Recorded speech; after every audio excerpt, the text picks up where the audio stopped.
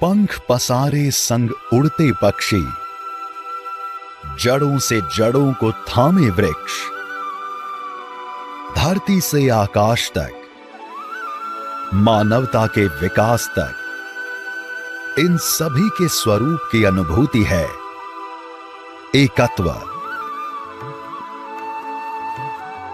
सामंजस्य और सहयोग प्रकृति का शाश्वत नियम है जो हर जीवन को जोड़े रखता है।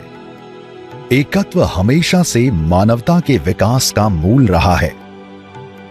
आज के दौर में भी भारत की सामाजिक संरचना को एक सशक्त समाज के रूप में जोड़े रखने वाली सबसे बड़ी शक्ति है जन।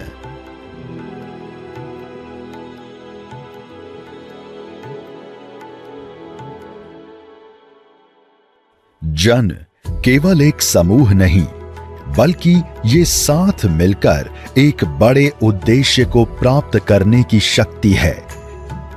वेदों में भी ये वर्णित है, संगच्छध्वम संवदध्वम समवो मनांसि जानताम। हम सब एक साथ चलें, आपस में संवाद करें, हमारे मन एक हों। प्राचीन काल से हमारी सोच भी यही थी। भारत में ये भावना केवल संस्कृति तक सीमित नहीं है, ये हमारी सामाजिक और प्रशासनिक प्रक्रियाओं में भी गहराई से समाई हुई है। भारत की कहानी यदि हम देखें तो वो जन समूह या जनशक्ति की कहानी है, और ये हमारी सभ्यता की विशेषता रही है। साम्राज्य किसी के पास भी हो, राजा कोई भी हो, शासक कोई भी हो, असली शक्ति प्रजा के पास रही है। निर्णय प्रजा ने किए हैं। हमारे शास्त्र भी यही बात कहते हैं, और हमारी प्राचीन शासन व्यवस्था जो है वो वैदिक काल से लेके वर्धन काल तक, या उसके बाद में अहिल्याबाई होलकर तक जो हमारी शासन प्रणाली है वो लोकतांत्रिक है। और इसीलिए भारत को लोकतंत्र की जननी भी कहा जाता है। सदियों से हमारा शासन लोगों को सशक्त करने के लिए रहा है, शासकों को नहीं। भारत में पंचायत की अवधारणा बहुत पहले से थी। लोथल जैसे उदाहरण है जहां शहर लोगों की परिषद द्वारा शासित होते थे। सिंधु घाटी सभ्यता के नगरों में संगठित परिषदें नागरिक जीवन का प्रबंधन करती थी। महाभारत तक में जन सदनों का उल्लेख मिलता है, और नीति शास्त्र में यह स्पष्ट किया गया कि प्रजा की शक्ति राजा से बड़ी होती है। ये सामूहिकता का दर्शन भारत में अनंत काल से जीवन का हिस्सा रहा है। भारत में जनशक्ति का सबसे सशक्त रूप स्वतंत्रता संग्राम में देखने को मिला। महात्मा गांधी ने जनशक्ति को पहचाना और स्वतंत्रता आंदोलन में इसका कुशलता पूर्वक उपयोग किया था। 1917 का चंपारण आंदोलन हो या 1930 का सिविल डिसोबीडियंस आंदोलन, गांधी जी ने कई बार जन समूह को एकत्र कर उन्हें राष्ट्र हित में प्रेरित किया था। दांडी यात्रा जो मात्र 80 लोगों के साथ शुरू हुई थी, बाद में एक विशाल जन आंदोलन बन गई, जिसमें 60,000 लोगों की गिरफ्तारी हुई थी। If you look at the history of Jan Andolan in this country, starting with Mahatma Gandhi, 1920, 1930, then the Quit India movement, how he mobilized people for Swaraj, and then in the years that followed, we come to somebody like Lal Bahadur Shastri, and he gave a call for us to miss a meal every week because of the food shortage. In Bharatvarsh, we have had leaders at different points of time who have come up and led the people in very difficult circumstances and provided them leadership. बाल गंगाधर तिलक ने गणेश उत्सव जैसे सामूहिक आयोजनों के माध्यम से जनशक्ति को संगठित किया और स्वतंत्रता संग्राम को एक नई दिशा दी। स्वतंत्र भारत में भी जनशक्ति ने राष्ट्र को हर कठिनाई से उबरने और नई ऊंचाइयों पर पहुंचने का मार्ग प्रशस्त किया। आधुनिक भारत में नरेंद्र मोदी ने जनशक्ति की अपार क्षमता को न केवल पहचाना बल्कि इसे राष्ट्र निर्माण का मुख्य आधार बनाया। गुजरात के मुख्यमंत्री के रूप में उन्होंने शासन को जनशक्ति आधारित क्रांति में परिवर्तित कर दिया। उनके नेतृत्व में प्रत्येक नागरिक को सशक्त किया गया और उन्हें परिवर्तन का एक अभिन्न हिस्सा बना दिया। और इसलिए जनता के साथ सरकार का संवाद अनिवार्य होता है, जीवंत संवाद होना चाहिए। लोकतंत्र की सफलता तब होती है जब जन भागीदारी से देश चले, जन भागीदारी से गांव की विकास यात्रा चले, जन भागीदारी से नगर की विकास यात्रा चले। जन भागीदारी और जन आंदोलन को नरेंद्र मोदी ने मुख्यमंत्री एवं प्रधानमंत्री रहते हुए अपनी कार्यप्रणाली में चरितार्थ किया। गुजरात के मुख्यमंत्री रहते हुए नरेंद्र मोदी ने शाला प्रवेशोत्सव और कन्या केलवाणी जैसे अभियानों से शिक्षा को जन आंदोलन में परिवर्तित कर दिया। स्वच्छता के क्षेत्र में निर्मल गुजरात अभियान ने स्वच्छता को जीवन का अनिवार्य अंग बना दिया। स्टैच्यू ऑफ यूनिटी के लिए लोहा दान अभियान ने ये साबित किया कि जब देशवासी एक साझा उद्देश्य के लिए संगठित होते हैं तो असंभव भी संभव हो सकता है। जो विकास योजनाएं हैं उसमें कैसे जो है जन भागीदारी को इंश्योर किया जाए। आप समरस गांव योजना देख लीजिए, आप वनथंबी गुजरात की योजना देख लीजिए, आप कन्या केलवाड़ी देख लीजिए। वो हर ऐसी योजना को सफल ढंग से कार्यान्वित करने के लिए गांव में गए, लोगों के पास गए, लोगों को उसके साथ जोड़ा और इसी फॉर्मूले को जब उन्होंने देश के प्रधानमंत्री पद को संभाला उसको लागू किया एक के बाद एक। प्रधानमंत्री नरेंद्र मोदी के नेतृत्व में जन सामर्थ्य के सिद्धांतों ने राष्ट्रीय और वैश्विक स्तर पर नई ऊंचाइयों को छुआ। स्वच्छ भारत मिशन ने स्वच्छता को जन आंदोलन का रूप दिया और गिव इट अप अभियान में करोड़ों नागरिकों ने अपनी स्वेच्छा से एलपीजी सब्सिडी छोड़ दी, जिससे जनशक्ति की अद्भुत क्षमता का प्रदर्शन हुआ। अयोध्या में राम मंदिर निर्माण के लिए जनशक्ति से प्राप्त अपार दान ने आस्था और संस्कृति के प्रति भारतीयों की श्रद्धा को स्पष्ट रूप से दर्शाया। कोविड-19 जैसी वैश्विक महामारी को भी जनता ने प्रधानमंत्री जी के आह्वान पर मिलकर हराया। आजादी का अमृत महोत्सव ने स्वतंत्रता के 75 वर्षों की यात्रा को हर घर तिरंगा से जन आंदोलन में बदल दिया, जो देशभक्ति की भावना से ओतप्रोत हुआ।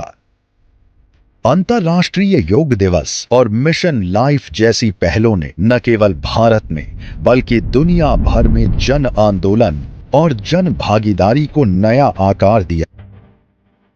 प्रधानमंत्री नरेंद्र मोदी का नेतृत्व ये साबित करता है कि जब जनशक्ति का विश्वास और जन का साथ होता है तो कोई स्वप्न असंभव नहीं होता और कोई भी लक्ष्य दूर नहीं होता।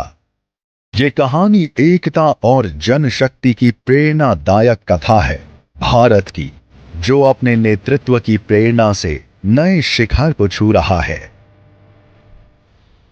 एक साधारण परिवार में पले बड़े मोदी को सामाजिक जीवन में एकता और सहयोग का महत्व बचपन से ही समझने को मिला और यही मूल्य उनके जीवन भर के प्रयासों का आधार बना। युवा काल से ही उन्होंने आरएसएस के प्रचारक के रूप में व्यापक स्तर पर सामाजिक जीवन से जुड़कर काम करने का अनुभव प्राप्त किया।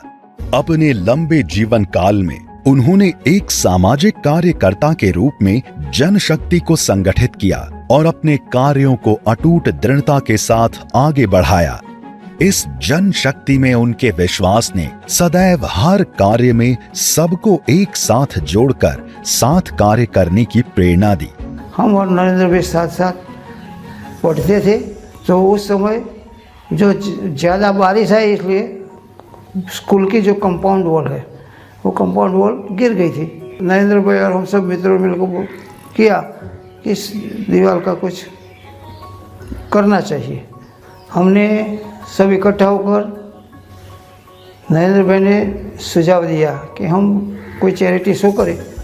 तो उन्होंने सबने अपनी अपनी पसंद की का एक पात्र अभिनय किया और उसकी बहुत सारी प्रशंसा हुई। गांव में फंड एकत्रित करने के लिए गए तो पूरा फंड हो गया, दीवार भी हो गई। नरेंद्र भाई ने कहा ये सब काम जन भागीदारी से ही समस्या हल हो सकती है। बचपन में अपने स्कूल की गिरी दीवार को बनवाने से लेकर आज वैश्विक स्तर तक कई सामूहिक प्रयास उनके जीवन में देखने को मिलेंगे।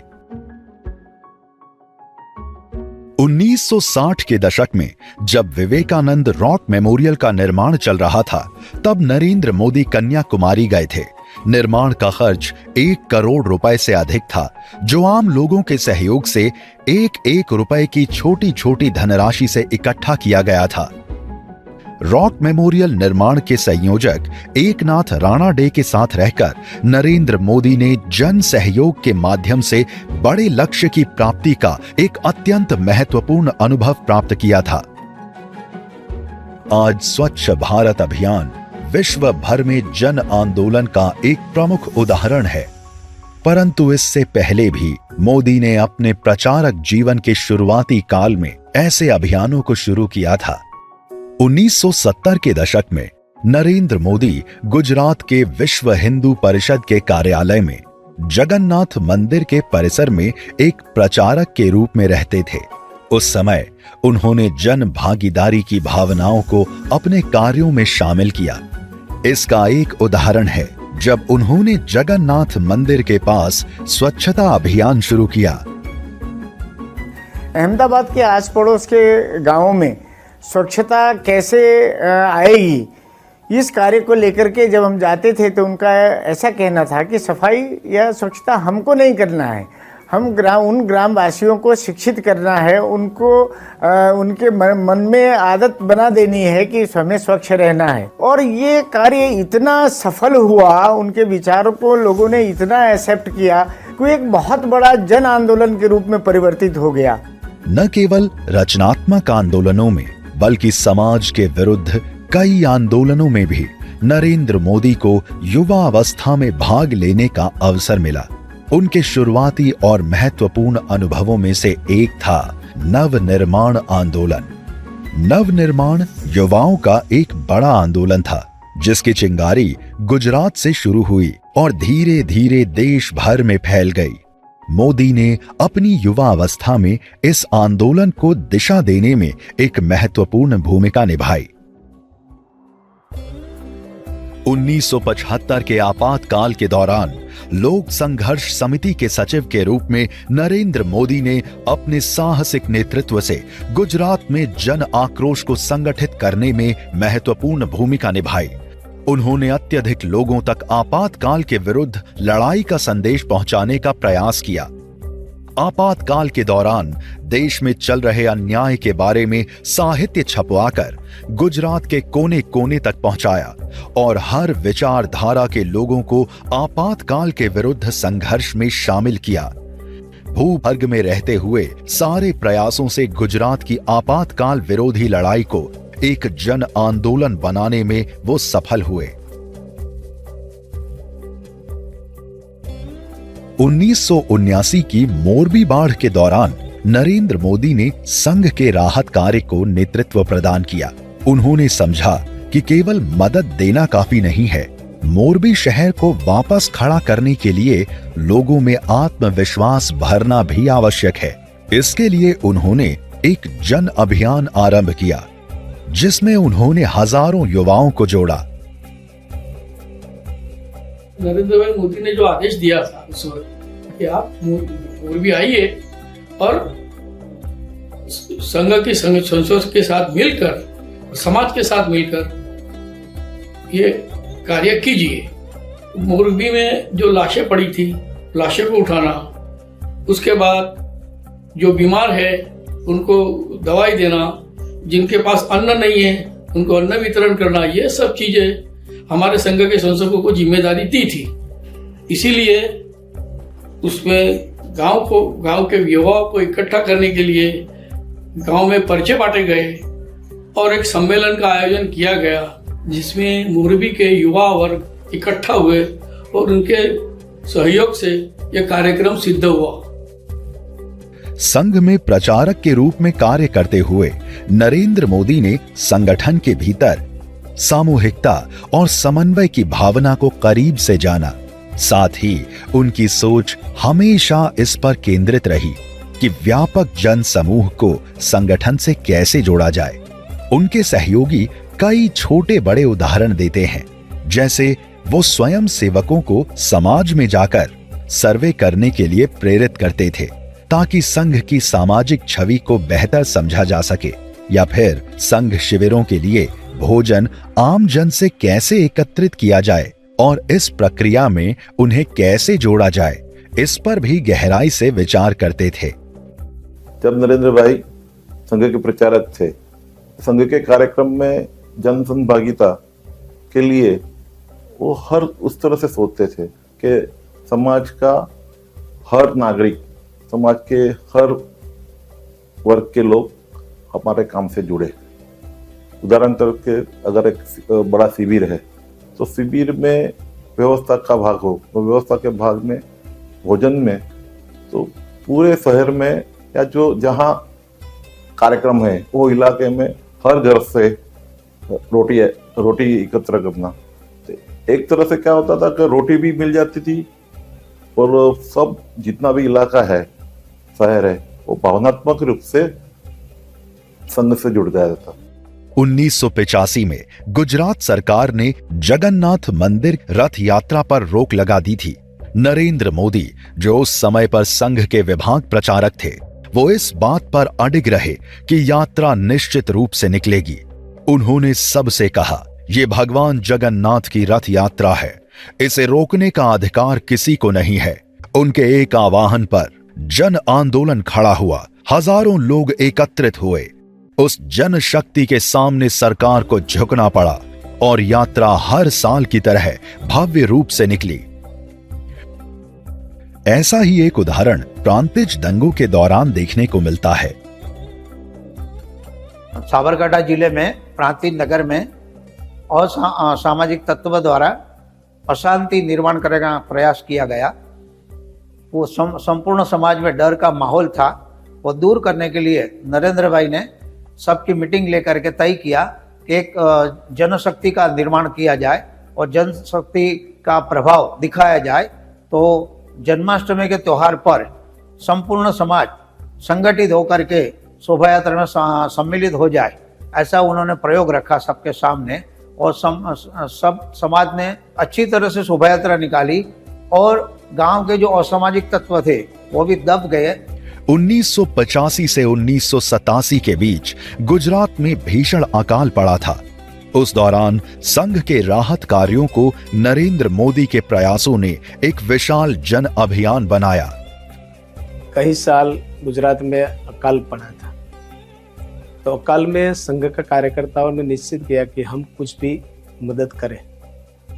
तो हर कार्यकर्ता का सुझाव आया। कहीं ने ऐसा बोला कि भाई हम किट बांटेंगे, अनाज वितरण करेंगे। कहीं ने ऐसा बोले कम्युनिटी रसोड़ा शुरू करेंगे, वहाँ से सबको खाना खिलाएंगे। ऐसे में नरेंद्र भाई ने एक अच्छा सुझाव दिया कि भाई हर घर में मिलने वाली सुखड़ी एक वस्तु ऐसी है वो कहीं दिन तक चलती है और पौष्टिक आहार है। देखते देखते कहीं टन सुखड़ी इकट्ठी हो गई। इसी में नरेंद्र भाई ने एक सुझाव दिया कि ट्रक ड्राइवरों को इकट्ठा किया और उनको बोला कि सुखड़ी जरूरियातमंदों तक पहुंचानी है। इस अभियान से काफी लोग जुड़े और एक जन आंदोलन बन गया। सुखड़ी अभियान गुजरात के इतिहास में एक बड़े सामूहिक प्रयास की मिसाल बना। 25,000 रुपए के बजट से शुरू हुई ये पहल 25 करोड़ रुपए की बजट राहत सामग्री वितरण का विशाल जन अभियान बना, जिससे कई महीनों तक गुजरात के लाखों लोगों को पौष्टिक आहार मिला। नरेंद्र मोदी ने संघ हो या बीजेपी, हर जगह अपने कार्य को आम जनता से जोड़ने की सोच रखी। उन्होंने लोगों के दिलों तक पहुंचने के लिए यात्राओं को माध्यम बनाया। बीजेपी के संगठन मंत्री रहते हुए नरेंद्र मोदी ने कई यात्राओं का नेतृत्व किया और उनमें सक्रिय भूमिका निभाई। उन्होंने जन जन तक कल्याणकारी विचार पहुंचाने और समस्याओं के समाधान के लिए यात्राओं को प्रभावी माध्यम बनाया। 1987 गुजरात में निकाली गई न्याय यात्रा एक प्रभावशाली जन आंदोलन बनी, जिसने लोगों को उनके अधिकारों और न्याय के महत्व से अवगत कराया। नरेंद्र मोदी ने इसे एक व्यापक जन आंदोलन का रूप देते हुए किसानों, मजदूरों और समाज के हर वर्ग को जागरूक और संगठित किया, जिससे न्याय की अलख पूरे समाज में जागृत हुई। न्याय यात्रा के समय पर जन आंदोलन बनाने के लिए नरेंद्र भाई की जो योजना थी, वो पूरे गांव-गांव में जाना, किसान को जोड़ना, मजदूर को जोड़ना, उनकी हक की लड़ाई के लिए उनको साथ में लेकर लड़ना, केवल अपने राजनीतिक दल से लड़ना, सामाजिक आंदोलन करना व्यक्तिगत संस्था के रूप में नहीं, लेकिन जन आंदोलन खड़ा करना और जनता को उनके अधिकार के लिए, मेरा अधिकार ये है, ये उनका अधिकार है, इनके लिए उनको जागरूक कर कर आंदोलन करना, ये उनकी विशेषता थी। 1989 में निकली लोक शक्ति यात्रा नरेंद्र मोदी के संगठन कौशल का अच्छा उदाहरण है। अंबाजी मंदिर से शुरू हुई ये यात्रा गुजरात के 10,000 से अधिक गांव तक पहुंची और 10 लाख से अधिक लोगों तक सीधे संवाद करने का माध्यम बनी। इस यात्रा में नरेंद्र मोदी ने एक विशेष प्रयोग किया, जिसने केशुभाई पटेल को एक जन नेता के रूप में स्थापित किया। हर विधानसभा क्षेत्र से कार्यकर्ताओं के माध्यम से सिक्के एकत्र किए, जिससे केशुभाई पटेल को तोड़ने की प्रतीकात्मक योजना की। इस यात्रा से हर एक व्यक्ति को जोड़ने का नरेंद्र मोदी का लक्ष्य इस आयोजन से प्राप्त हुआ। 1991 में मुरली मनोहर जोशी के नेतृत्व में निकाली गई एकता यात्रा राष्ट्रीय एकता का प्रतीक बनी। इस यात्रा की सफलता में नरेंद्र मोदी की महत्वपूर्ण भूमिका थी। उन्होंने इसे देशव्यापी जन आंदोलन बनाने के लिए एक अनूठा सुझाव दिया। देश के हर गांव में भारत का नक्शा बनाया जाए और उस पर श्रीनगर को विशेष रूप से दर्शाया जाए और गणतंत्र दिवस के अवसर पर वहां राष्ट्रीय ध्वज फहराया जाए। 1992 के गणतंत्र दिवस पर लाल चौक पर तिरंगा फहराने का साहसिक कार्य इस एकता यात्रा की पराकाष्ठा बन गया। यह सिर्फ एक भाजपा का आयोजन नहीं था, बल्कि इस यात्रा ने देश को कश्मीर के मुद्दे से जोड़ते हुए एक जन आंदोलन का रूप लिया। जन भागीदारी और जन आंदोलन की सफलता की जड़ है जन सामर्थ्य, जो लोगों की सामूहिक शक्ति है। जब समाज के लोग किसी अच्छे उद्देश्य के लिए एकजुट होते हैं, तो वो असंभव को भी संभव बना देते हैं। नरेंद्र मोदी ने हमेशा इस शक्ति पर विश्वास किया, जो उनके अनुभवों से परिपक्व हुआ। 1987 में अहमदाबाद नगर निगम चुनाव में बीजेपी की जीत के बाद नरेंद्र मोदी, जो उस समय गुजरात बीजेपी के संगठन मंत्री थे, एक स्थानीय बस में अहमदाबाद के लाल दरवाजा मार्केट जा रहे थे। सफर के दौरान उन्होंने 2 यात्रियों की बातचीत सुनी।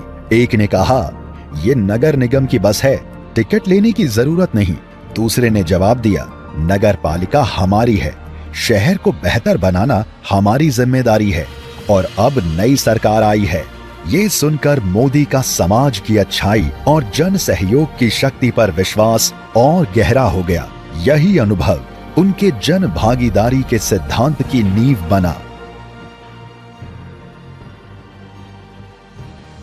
कच्छ का भूकंप एक बड़ी आपदा थी और नरेंद्र मोदी के जीवन में यह शासन का पहला बड़ा अनुभव था। मुख्यमंत्री बनने से पहले ही नरेंद्र मोदी ने कच्छ के पुनर्वास के लिए जन भागीदारी से राहत कार्य शुरू किया। उन्होंने आम जन से धन एकत्र किया, एनजीओज की मदद ली और समाज के संपन्न लोगों से दान लिया।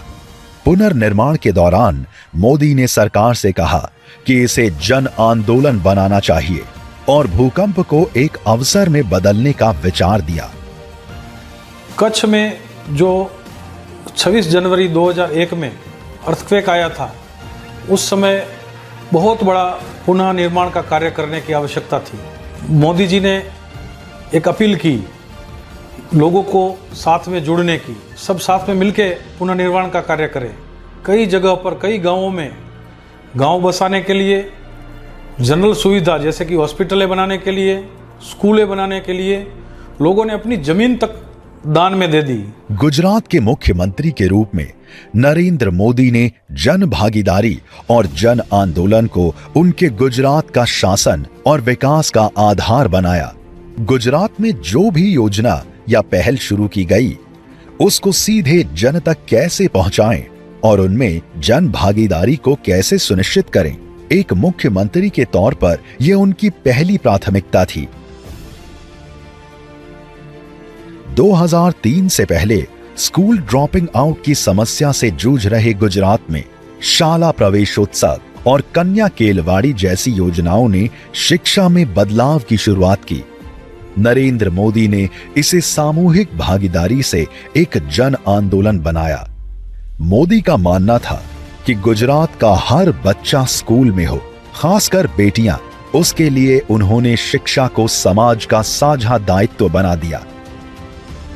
खुद मुख्यमंत्री के रूप में नरेंद्र मोदी हों या मंत्री, विधायक और अन्य अधिकारी, खुद गांव-गांव गए और पूरे गांव के साथ मिलके बच्चों को स्कूल लेके गए।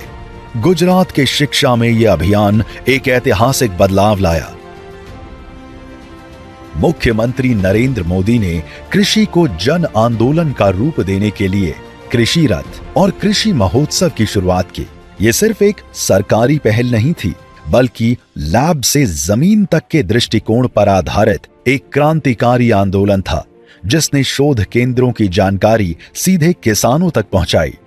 नरेंद्र मोदी की इस पहल से जुड़ के किसानों ने इसे जन आंदोलन बना दिया। किसानों में ये जो अवेयरनेस का एक माहौल खड़ा हुआ था, उसको समझौता देने के लिए और उसको सॉल्व करने के लिए एक प्रकार से कृषि महोत्सव का प्रारंभ किया गया और उसी में राज्य के वैज्ञानिक, कृषि वैज्ञानिक, सभी यूनिवर्सिटी में काम करने वाले सारे वैज्ञानिक, उन सभी को गांव में भेजने का पहली बार प्रयास हुआ। और इस प्रयास का नतीजा ये हुआ कि किसान सीधे ही अपनी समस्याओं का वैज्ञानिकों के साथ रूबरू मिलके उसकी चर्चा करके उसका समाधान पूछने के लिए उसके मन में भी जिज्ञासा होने लगी। बड़ी योजनाओं से लेकर छोटे प्रयोगों तक नरेंद्र मोदी का लक्ष्य हमेशा उन्हें जन जन से जोड़कर जन आंदोलन बनाना रहा है। वो नवाचारों को बढ़ावा देने के लिए जनता से शपथ दिलवाते थे, चाहे वो ड्रिप सिंचाई हो, सौर ऊर्जा का उपयोग हो या जैविक खेती। नरेंद्र मोदी ने इन पहलों के जरिए योजनाओं को समाज के सबसे कमजोर वर्गों तक सीधे पहुंचाया। गुजरात के उमिया माता मंदिर में लाखों की संख्या में श्रद्धालु आते हैं। एक बार जब नरेंद्र मोदी जी गुजरात के मुख्यमंत्री थे, तब उन्होंने हम सबको एक सुझाव दिया कि जिससे किसानों के जल संकट का समाधान हो सके। उन्होंने कहा कि उमिया माता के समक्ष भक्तों से प्रतिज्ञा करवाई जाए कि वो अपने खेतों में ड्रिप सिंचाई अपनाएंगे। यह विचार एक जन आंदोलन बन गया। उमिया माता के समक्ष 1.5 लाख किसानों ने प्रतिज्ञा ली और अपने खेतों में ड्रिप सिंचाई लागू की। 2010 में शुरू हुआ खेल महाकुंभ शहर से गांव तक खेलों के प्रति जागरूकता बढ़ाने और गुजरात की छिपी प्रतिभाओं को सामने लाने का प्रयास था। इस पहल ने जन भागीदारी की शक्ति को दर्शाया। गरीब कल्याण मेला नरेंद्र मोदी के शासन का एक और महत्वपूर्ण कदम बना। इस पहल ने कल्याण योजनाओं को पुनर्परिभाषित करते हुए लाभ सीधे सबसे गरीब नागरिकों तक पहुंचाया। सरकारी योजना बनती है तो उसी साल वो लोगों तक पहुंच कैसे जाए, इनके लिए गरीब कल्याण मेला का ये उद्भव हुआ।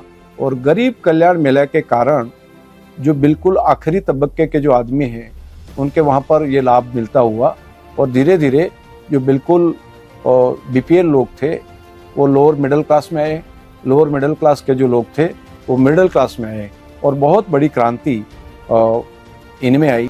ये पहल नीतियां नहीं, आंदोलन थे जो हर नागरिक को एक स्वच्छ, न्यायपूर्ण और गरिमापूर्ण समाज बनाने की शक्ति का एहसास दिलाते हैं। ये भावना स्टैच्यू ऑफ यूनिटी के लोहे के अभियान में भी दिखाई देती है कि मिलकर कोई भी चुनौती पार की जा सकती है। ये नरेंद्र मोदी के नेतृत्व में देश को एकजुट करने का एक प्रयास था। गुजरात के नर्मदा जिले के केवड़िया में स्थित सरदार पटेल की प्रतिमा स्टैच्यू ऑफ यूनिटी दुनिया की सबसे ऊंची प्रतिमा है। इसके निर्माण के लिए नरेंद्र मोदी ने देशवासियों से खेत में इस्तेमाल किए गए लोहे को दान करने का आह्वान किया, जिससे इस अभियान ने नागरिकों में गर्व और अपनापन की भावना को जोड़ा। ये पहल एक जन आंदोलन बन गई, जिसने पूरे भारत को एकजुट कर सामूहिक प्रयासों से सरदार वल्लभ भाई पटेल को सम्मानित किया। किसान सारे देश भर में उनके नेता के साथ कैसे जुड़े, तो दो चीज़ों से जुड़े। एक कि अपने खेत में जो औजार वो उपयोग कर रहे उसमें से एक छोटा सा भाग इस कार्यक्रम के लिए, इस कार्य के लिए सरदार साहब के का ये जो स्मारक के लिए वो दान दे। दूसरा ये चाहते थे कि वो सरदार साहब का मूल्यों को भी वो स्मरण करके हमें एक संदेशा दे कि भाई स्वराज्य क्या होना चाहिए। तो उन्होंने एक स्वराज पत्रिका, स्वराज पिटीशन के बेसिस पे हर एक गांव में इसका एक वांछन हुआ, और वो भी हमारे पास, उनके पास से आया। ये पूरा जन आंदोलन का इनका सोच था। गुजरात की इस प्रगति में जन भागीदारी और नवाचार की भूमिका अहम रही है। महात्मा मंदिर से लेकर कई अन्य योजनाओं तक नरेंद्र मोदी ने हर पहल में लोगों को जोड़कर विकास का नया आयाम दिया। महात्मा मंदिर के निर्माण के दौरान नरेंद्र मोदी ने दुनिया भर में बसे गुजराती समुदाय से मिट्टी देने की अपील की। उन्होंने विभिन्न देशों में कलश भेजे, जहां भारतीय मूल के लोग मिट्टी एकत्रित कर गुजरात के विकास में भागीदार बने। He had decided to create this महात्मा मंदिर। उसमें भी उन्होंने जन भागीदारी का बहुत ही अहम हिस्सा किया, बट बहुत ही सिंपल टास्क दी थी उन्होंने कि जापान की मिट्टी और जापान का पानी लेके आओ। और ऐसे दुनिया भर में जहाँ भी जितने भी दूसरे शहर में गुजरातीज रहते थे या ग्लोबली रहते थे, उन्होंने कलश दिया था हर एक को, और जो भी कंट्री से था उसको बोला गया था कि पूरे साल इस कलश को आप घुमाओ and then bring it back kind of stuff, so you take that across. तो there is a message that happens. 2010 में गुजरात के स्वर्ण जयंती के अवसर पर नरेंद्र मोदी ने वांचे गुजरात कार्यक्रम शुरू किया, जिसमें लाखों लोगों ने हिस्सा लिया। सार्वजनिक अपीलों से लोगों को एक साथ पढ़ाई के लिए प्रेरित किया गया। एक साथ पढ़े गुजरात अभियान के तहत पूरे राज्य में सामूहिक पढ़ाई की गई, जो एक जन अभियान में बदल गया। यही सोच सार्वजनिक परिवहन तक भी पहुंची, जहां छोटे छोटे कदमों ने जन जीवन को सुविधाजनक बनाया और सरकार की योजनाओं को लोगों तक पहुंचाया। गुजरात के वो मुख्यमंत्री थे और स्टेट ट्रांसपोर्ट के बस के किराए उस समय कुछ 25% या 30% उन्होंने कम किए थे। तो 1 जनवरी से अगर वो कम होने हैं तो उस 1 जनवरी के दिन सरपंच से लेकर मुख्यमंत्री तक जो जनप्रतिनिधि गुजरात के हैं उन सब ने स्टेट ट्रांसपोर्ट की बस से यात्रा की, और किराया कम हुआ है तो अभी हम यात्रा कर रहे हैं, ऐसे उस दिन किया। इस कारण जो सरकार निर्णय करती है वो निर्णय लोगों को महसूस होता है, क्योंकि वो जन भागीदारी, जन आंदोलन में उसको परावर्तित करते हैं। सरदार सरोवर परियोजना को गति देने के लिए नरेंद्र मोदी ने वित्तीय बाधाओं को जन भागीदारी के माध्यम से दूर किया। यह परियोजना, जो गुजरात की जीवन रेखा मानी जाती है, नरेंद्र मोदी के मुख्यमंत्री बनने से पहले शुरू हुई थी, लेकिन वित्तीय संकट के कारण इसकी प्रगति बाधित हो रही थी। मुख्यमंत्री बनने के बाद नरेंद्र मोदी ने एक अनूठी रणनीति अपनाई। उन्होंने बॉन्ड धारकों से स्वेच्छा से अपना बॉन्ड समर्पित करने की अपील की, जिससे आवश्यक धनराशि जुटाई गई। इस तरह सरदार सरोवर परियोजना पूरी हुई, जो जन भागीदारी के सिद्धांत का अद्भुत उदाहरण है। प्रधानमंत्री बनने के बाद उन्होंने जन आंदोलन और जन भागीदारी से विकास के कार्य को आगे बढ़ाते हुए नई ऊंचाइयों पर पहुंचाया है।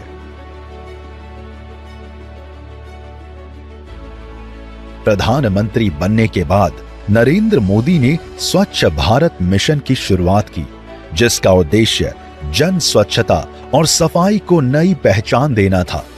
एक सरकारी पहल के रूप में शुरू हुआ यह मिशन धीरे धीरे जन आंदोलन बन गया। मिशन सिर्फ सुविधाएं देने तक सीमित नहीं रहा, इसने व्यवहारिक परिवर्तन को भी छुआ, जहां भारत के लोगों को सफाई को जीवन शैली के रूप में अपनाने के लिए प्रेरित किया गया। गांव से लेकर शहरों तक स्वच्छ भारत एक सांस्कृतिक क्रांति थी, जिसने भारत के सफाई और स्वास्थ्य के प्रति समर्पण को पुनर्परिभाषित किया।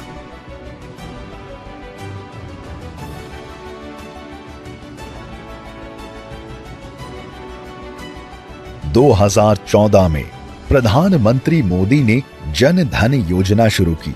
ये एक ऐसा कदम था जिसने पहली बार करोड़ों भारतीयों को बैंकिंग सेवाओं से जोड़ा और उन्हें आर्थिक मुख्यधारा का हिस्सा बनाया। मोदी जी का सपना था कि हर नागरिक का अपना बैंक खाता हो। उन्होंने इसे गरीबों के हक और सम्मान का प्रवेश द्वार बताया। गिव इट अप अभियान मोदी के शासन को जन आंदोलन में बदलने की उनकी दृष्टि का प्रतीक है। प्रधानमंत्री ने लोगों से एलपीजी सब्सिडी छोड़ने की साधारण अपील की। ये अपील निस्वार्थता के एक क्रांतिकारी कदम में बदल गई। Give It Up campaign that was initiated by the Honorable Prime Minister in 2015 that enabled us to contribute towards welfare of the whole Indian consumer. It enabled 1.15 crore consumers to give up their subsidy claims, and that was very important when it contributed towards uplifting the living conditions of the people at large. For example, in the year 23-24, approximately 54 crore rupees were saved in terms of savings that were accrued because of the Give It Up campaign. 2015 में प्रधानमंत्री नरेंद्र मोदी ने digital India की शुरुआत की, जो तकनीक के जरिए हर नागरिक को सशक्त बनाने और डिजिटल दूरी मिटाने का एक जन आंदोलन बन गया। इस पहल ने न सिर्फ तकनीक को घर घर तक पहुंचाया, बल्कि डिजिटल अर्थव्यवस्था की नींव भी रखी। उनका संदेश था, डिजिटल को अपनाएं, आत्मनिर्भर बने। जनता ने इस आह्वान को स्वीकार किया और ये अभियान जन भागीदारी और आत्मनिर्भरता का प्रतीक बन गया।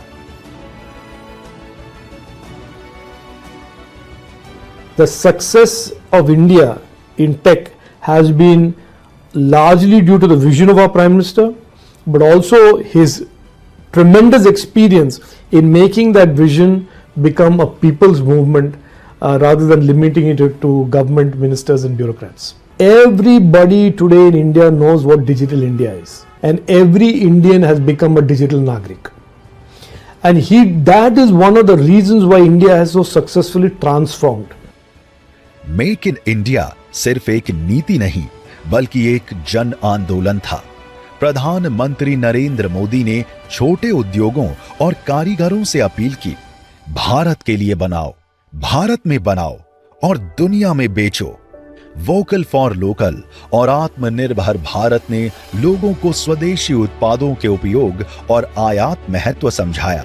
ये पहल भारत को आर्थिक रूप से सशक्त और आत्मनिर्भर बनाने की दिशा में एक बड़ा कदम बनी। देखिए, मेक इन इंडिया शुरू करने के पहले कई बार प्रेजेंटेशन हुए प्रधानमंत्री जी को। उन्होंने कहा कि इसको अगर करना है तो कई चीज़ें करनी होंगी। पहले तो सारे इंडस्ट्रीज़ को इन्वॉल्व करना होगा, सारे एसोसिएशंस को इन्वॉल्व करना होगा, एमएसएमई को इन्वॉल्व करना होगा, आपको जो हमारा पेटेंट ऑफिस है उसको इन्वॉल्व करना पड़ेगा, स्टेट गवर्नमेंट को इन्वॉल्व करना पड़ेगा और ग्रास रूट लेवल से आप मोमेंटम शुरू करिए। तो उस पर बड़ी मेहनत हुई हम लोग को। सारे रूल्स रेगुलेशन हटाए गए। वर्ल्ड बैंक की ईज ऑफ डूइंग बिजनेस में हम 145 रैंक पे थे, हमने करीब 80 रैंक जंप किया तुरंत। तो ये सब जन आंदोलन की वजह से हुआ। ये सारे के सारे जो बदलाव आए ये जन आंदोलन बनाने की वजह से हुए, क्योंकि इंडस्ट्रीज जो कह रहा था उसकी सुनाई हुई, सुनाई के बाद कार्यक्रम हुआ और कार्यक्रम के बाद ये देखिए बदलाव आते चले गए। नरेंद्र मोदी के नेतृत्व में शुरू किया गया माई गव शासन में क्रांति लेकर आया, जो नागरिकों और सरकार के बीच सीधे संवाद का माध्यम बना। इस प्लेटफॉर्म ने पहली बार इतने बड़े पैमाने पर सहभागी शासन को संभव बनाया। मन की बात सिर्फ एक रेडियो कार्यक्रम नहीं, बल्कि जनता से सीधा संवाद करने और उनकी समस्याओं को साझा करने का मंच बना। डिजिटल हो या रेडियो, मोदी जी का सपना एक ऐसा भारत है जहां हर नागरिक की आवाज सुनी जाए और वो राष्ट्र निर्माण में योगदान दे। प्रधानमंत्री नरेंद्र मोदी ने फिट इंडिया अभियान को एक जन आंदोलन बनाया ताकि हर भारतीय अपनी सेहत को प्राथमिकता दे। उनकी अपील थी, खुद को फिट रखो, स्वस्थ रहो। स्कूलों, कार्यालयों और सार्वजनिक स्थलों पर आयोजित गतिविधियों ने हर उम्र और वर्ग के लोगों को स्वास्थ्य के प्रति जागरूक किया और फिटनेस को एक जीवन शैली बना दिया। इससे पहले किसी ही कंट्री के प्राइम मिनिस्टर ने फिटनेस को इतना प्रमोट नहीं किया था जितना कि हमारे ऑनरेबल प्राइम मिनिस्टर सर ने करा। फिट इंडिया मूवमेंट से through social media and through the promotion of our honourable prime minister sir हमारी कंट्री में एक बहुत ज़्यादा पॉजिटिव चेंज आया और ये एक मूवमेंट से एक जन आंदोलन बन गया जिससे हमारी कंट्री फिट इंडिया की तरफ बढ़ गई। प्रधानमंत्री मोदी की पहल पर 2014 में संयुक्त राष्ट्र ने 21 जून को अंतर्राष्ट्रीय योग दिवस घोषित किया। ये दिन सिर्फ स्वास्थ्य का उत्सव नहीं, बल्कि वैश्विक एकता का प्रतीक बना। हर साल लाखों लोग योग अपनाकर शांति और सेहत का संदेश देते हैं।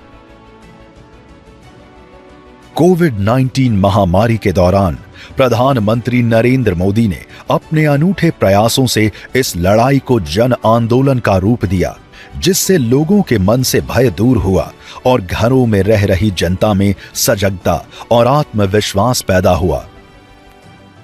कोविड-19 महामारी के दौरान प्रधानमंत्री नरेंद्र मोदी जी ने देश के प्रयासों को जन आंदोलन में बदल दिया। इतनी बड़ी जनसंख्या वाले देश में वैश्विक महामारी के समय भी लोगों को अद्भुत तरीके से मोटिवेट किया। जहां जनता कर्फ्यू, थाली बजाने और दीप जलाने जैसे प्रयासों ने डर को साहस में बदल दिया। इस भावना ने आजादी के अमृत महोत्सव को राष्ट्रीय एकता और जन सहभागिता का प्रतीक बना दिया। आजादी की 75वीं वर्षगांठ के अवसर पर प्रधानमंत्री नरेंद्र मोदी ने हर घर तिरंगा अभियान शुरू किया, जिससे देश के हर कोने में तिरंगा लहराया गया। राष्ट्रगान नामक एक हमने कार्यक्रम किया। उसमें यह था कि 15 अगस्त 2021 को इस कार्यक्रम को हमने आरंभ किया कि हर व्यक्ति राष्ट्रगान गाएगा या राष्ट्रगान की कुछ पंक्तियां गाएगा और अपना उसको एक सेल्फी लेके अपलोड करेगा। उसके लिए एक वेबसाइट बनाई गई। इसी भावना के तहत हमने 2022 तक हर घर तिरंगा की कल्पना करी। हर घर तिरंगा में भी हमने राष्ट्र का एक प्रतीक लिया जो हमारा तिरंगा है। और इस बार तो हमें अप्रत्याशित जन भागीदारी प्राप्त हुई। लगभग हर घर ने अपने घर पर तिरंगा फहराया।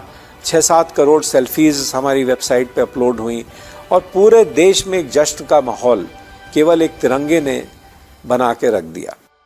इस अभियान में 6 करोड़ से अधिक लोगों ने तिरंगे के साथ सेल्फी लेकर उसे साझा किया।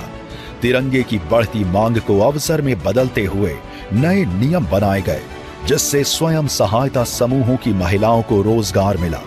इस महाअभियान ने देश के हर नागरिक को जोड़ा और पूरे भारत में राष्ट्रीय गौरव और एकता की भावना को मजबूत किया।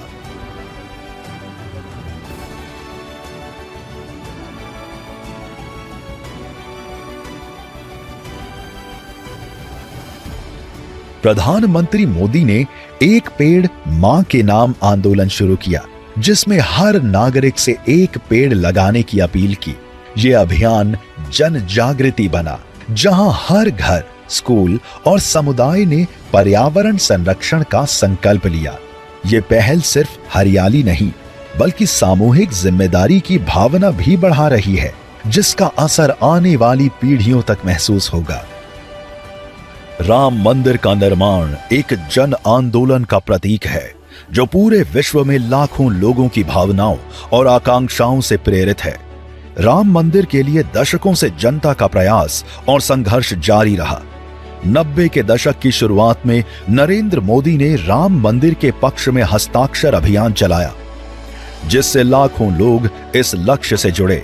बाद में लाल कृष्ण आडवाणी के नेतृत्व में निकली राम रथ यात्रा में नरेंद्र मोदी ने गुजरात में समन्वय की जिम्मेदारी संभाली और इसे एक बड़े जन आंदोलन में बदल दिया।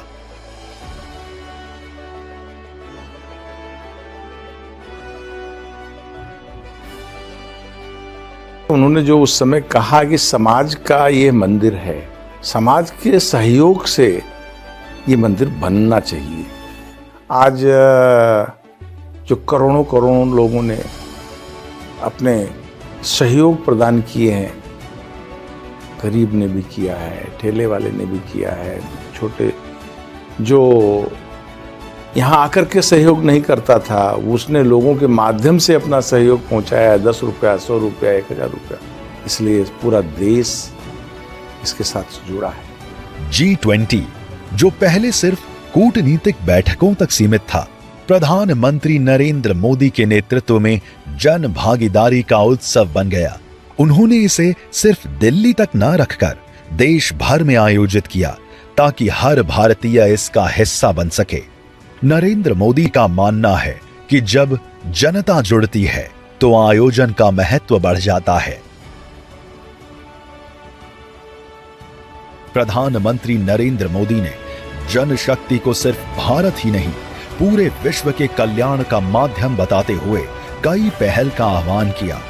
जैसे उन्होंने लाइफस्टाइल फॉर एनवायरनमेंट अभियान के तहत विश्व के सभी देशों के लोगों से अनुरोध किया कि पर्यावरण अनुकूल जीवन शैली को अपनाएं, और उन्होंने पूरे विश्व से प्लास्टिक मुक्त का आह्वान किया।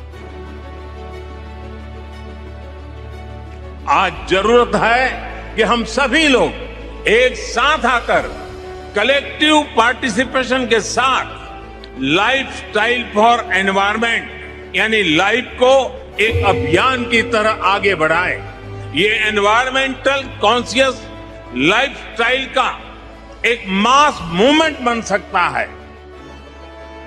प्रधानमंत्री नरेंद्र मोदी ने one world one health mission, one sun one world जैसे अभियानों का नेतृत्व किया। स्वच्छ ऊर्जा के इस्तेमाल के लिए पूरे मानवता को एक साथ आने का आह्वान किया। अंतर्राष्ट्रीय योग दिवस प्रधानमंत्री नरेंद्र मोदी की एक ऐसी पहल है जिसने पूरे विश्व में योग के माध्यम से शांति और समग्र स्वास्थ्य का संदेश फैलाया है। वसुधैव कुटुंबकम की भावना को मजबूत करते हुए नरेंद्र मोदी जन भागीदारी की अपार शक्ति से एक बेहतर विश्व के निर्माण के लिए निरंतर प्रयासरत हैं। एक सामाजिक कार्यकर्ता से लेकर वैश्विक नेता तक नरेंद्र मोदी का जनशक्ति में अटूट विश्वास उनकी हर पहल में स्पष्ट झलकता है। इसी सिद्धांत को आगे बढ़ाते हुए उन्होंने विकसित भारत के लक्ष्य को एक जन आंदोलन का रूप देने का संकल्प लिया। जब पूरा देश एकजुट होकर इस दिशा में आगे बढ़ेगा तो जनशक्ति ही हमारे समृद्ध और उज्जवल भविष्य की सबसे बड़ी ताकत बनेगी।